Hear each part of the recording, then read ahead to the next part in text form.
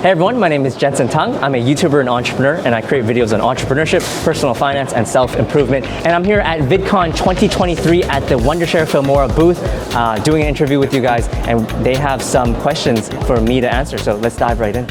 As a content creator, where do your ideas come from, and how do you choose topics that resonate with your audience? I think with my ideas, they come from a lot of places, but I think definitely, I feel like I have this creative intuition inside me, and I love just listening to it, I guess. So I guess, in a sense, where my creative ideas come from are the things that I'm interested in, but at the same time, I know the audience may be interested in it as well.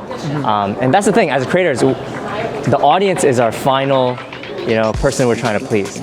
So we got to make something that they're interested in, but at the same time, accomplish our creative endeavors as well, our creative kind of fulfillment. Does AI help you in any sense in that way?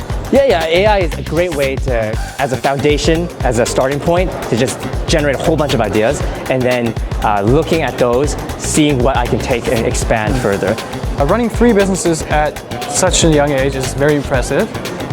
Can you give us a sneak peek into some of the realities of being an entrepreneur and entrepreneurship in general that aren't usually showcased online?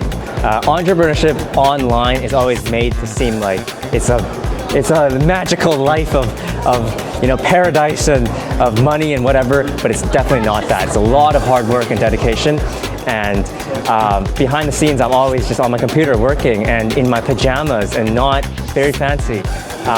So that is entrepreneurship, and in terms of running it, right, it takes a lot of time and effort, and it's a lot of juggling, a lot of learning every day, but it's something, in terms of entrepreneurship, it's something that you really have to have the passion for, and if you can allow yourself to carry that and just push forward with that, you'll eventually you'll get success through entrepreneurship. What were some of the biggest challenges you faced when kickstarting and managing multiple businesses at the same time?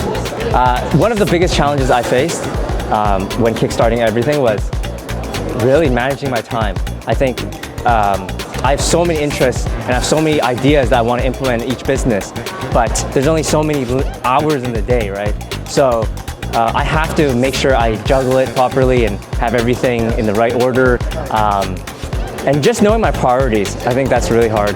But I think eventually, if you can find a balance through that, and I'm trying my best to do so, and I've kind of found something, but once you find that balance, then you're able to, create and have fun with entrepreneurship and all that. Are there any special tools or strategies that you rely on or to stay organized and consistently deliver top-notch content?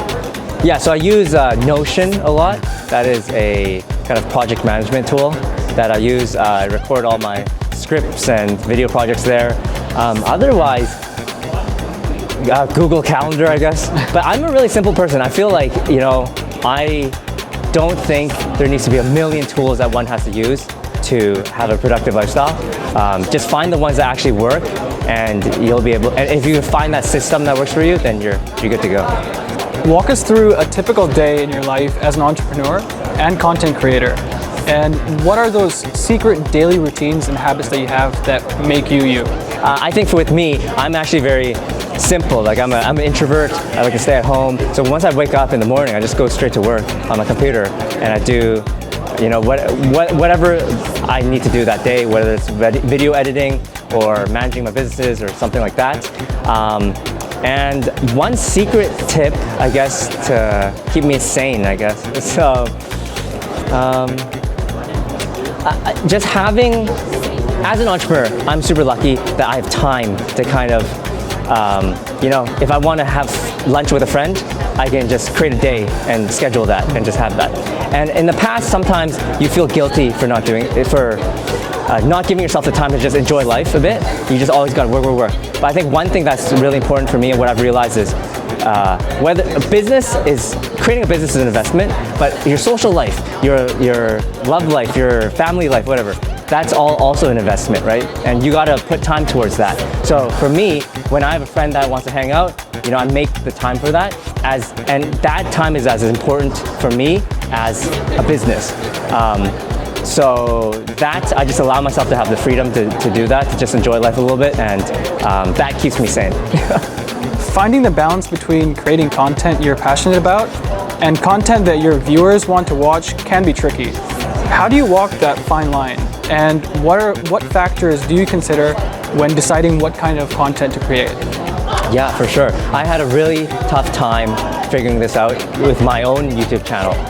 If you scroll back in my YouTube channel, I started off with short films, kind of like Wong Fu production style. Then I went to like travel and university life and college life and everything. So many different topics. Eventually I landed on business, entrepreneurship, personal finance, and found success through that. And it was tough, but I think one thing you gotta do is just explore all the different interests that you may have, and then eventually you may find something that may click with the audience. And then we're all multifaceted people, and we all have different interests. So don't feel like you're so attached to your online, persona and such that you have to present yourself in every single dimension possible, because I don't think anyone will ever get to know you 100% unless they meet you in person. So for me, I just came to peace with, people love me for my business and entrepreneurship mindset and everything like that. And so I started creating content on that.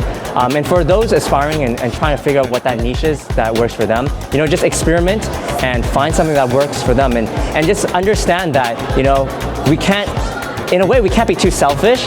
Like the audience is the ones that are watching us, right? So we do have to find that balance and make sure that if we create something that's not 100% in line, okay, maybe 50, 60, 70% in line. I think that should be good enough, and everyone can kind of win, like an overall boost in everyone's, I don't know, what is that word called? But whatever, good stuff. Sure.